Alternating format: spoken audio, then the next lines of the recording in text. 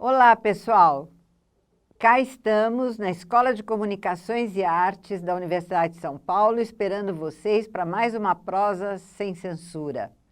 Hoje o nosso entrevistado é um pesquisador que já andou pelo Obicom, que esteve sempre nos nossos seminários, nos nossos congressos, Ivan Paganotti, que é professor da FIAM.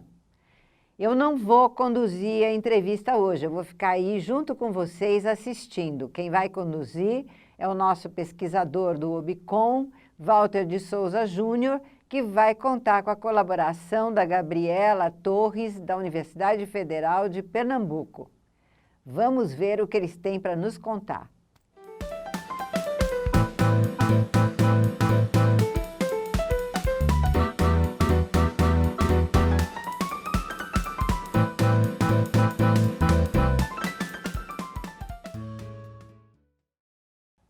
Olá, é um prazer estar aqui apresentando o Prosa Sem Censura, hoje conversando com o Ivan Paganotti. Ivan, você fez uma pesquisa grande aí no nosso Obicom, né, sobre a censura no período pós-abertura democrática. O que você descobriu nessa pesquisa? Bem, obrigado pelo convite, Walter.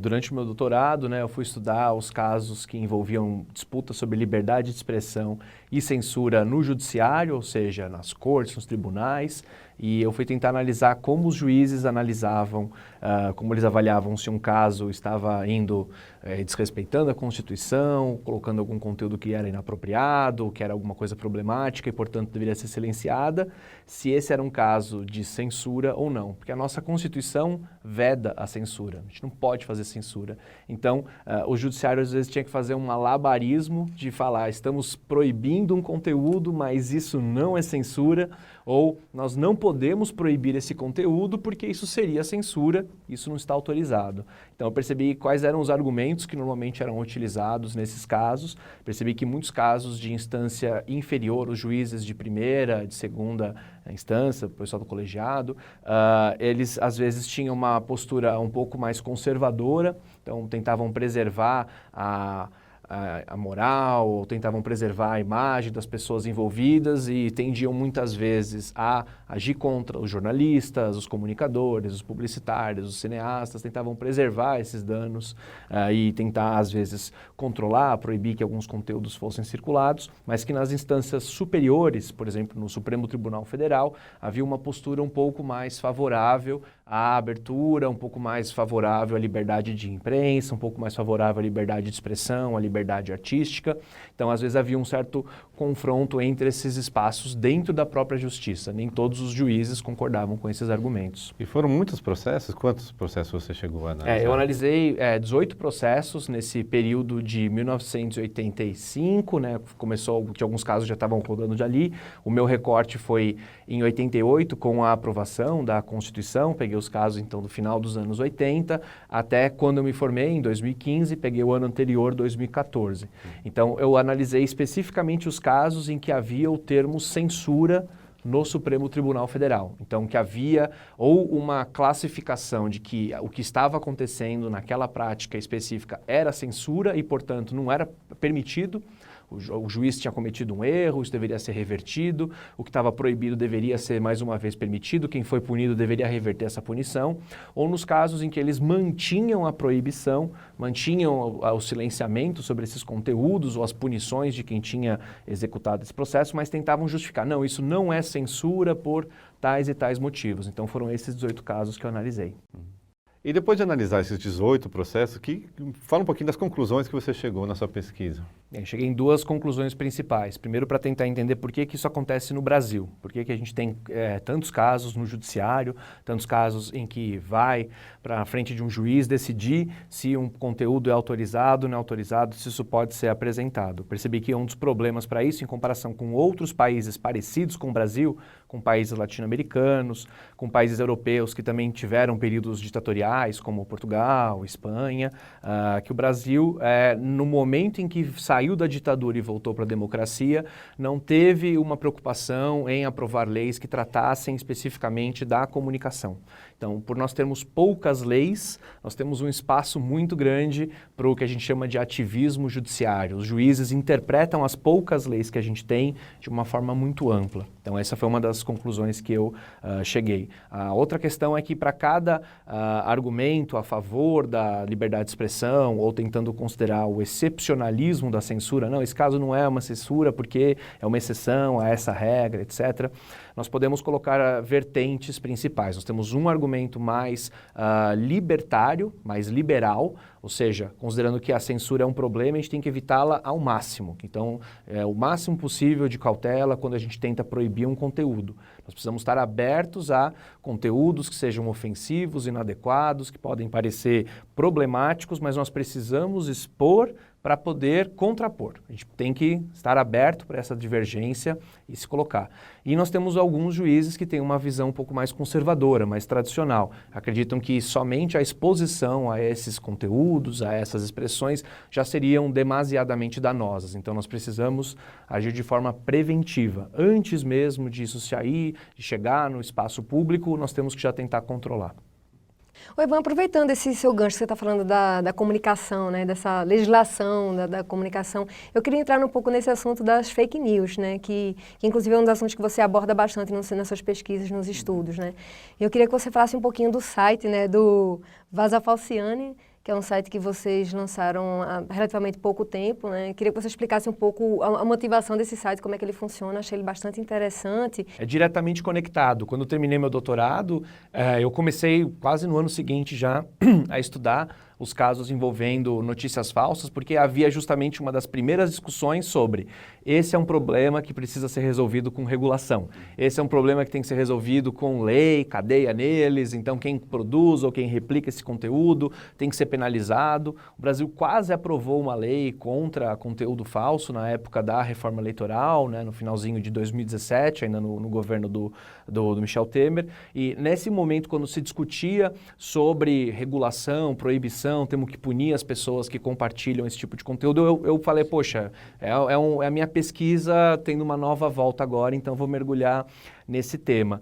E a gente percebeu que a solução legal, a solução judiciária, vamos fazer leis, punir as pessoas, ela nem sempre era muito eficiente. Mas a gente percebeu que existiam outras alternativas, né? Existem as abordagens jornalísticas, né? A checagem de informação, e o que a gente acreditou, né? Eu, o Leonardo Sakamoto, da PUC de São Paulo, e o Rodrigo Ratier, da Faculdade Casper Libero, a gente já pesquisava esses temas, a gente resolveu se juntar para fazer uma abordagem mais educacional, tentar fazer um conteúdo que fosse acessível, com uma linguagem que as pessoas pudessem entender, uma linguagem que misturasse humor, as lógicas das redes sociais, os memes, as brincadeiras, mas que fosse uma linguagem a favor de uma informação de melhor qualidade. Então a gente apresentou para o Facebook, né, uma proposta de criar uma estrutura, criar um site, e nós conseguimos um apoio financeiro deles e lançamos em 2018 o site Vaza Falciani, que é um curso online gratuito, qualquer pessoa pode fazer, que basicamente tenta mostrar para as pessoas quais são os riscos que a gente acaba se expondo às vezes nas redes sociais, quando informação falsa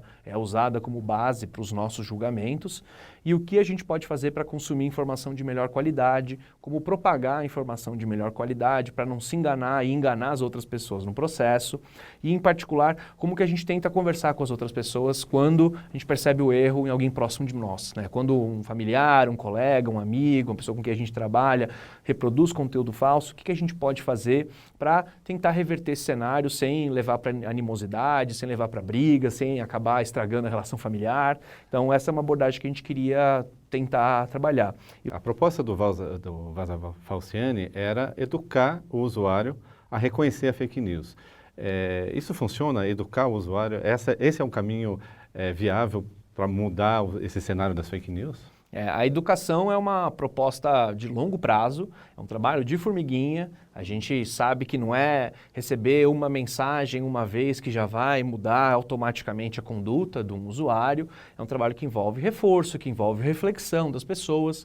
Então, a gente não pode imaginar que todo mundo que chegou perto, ouviu falar no Falciane, viu o nosso site, que já está carimbado, nunca mais vai reproduzir conteúdo falso, né? A gente não tem como ter essa certeza absoluta.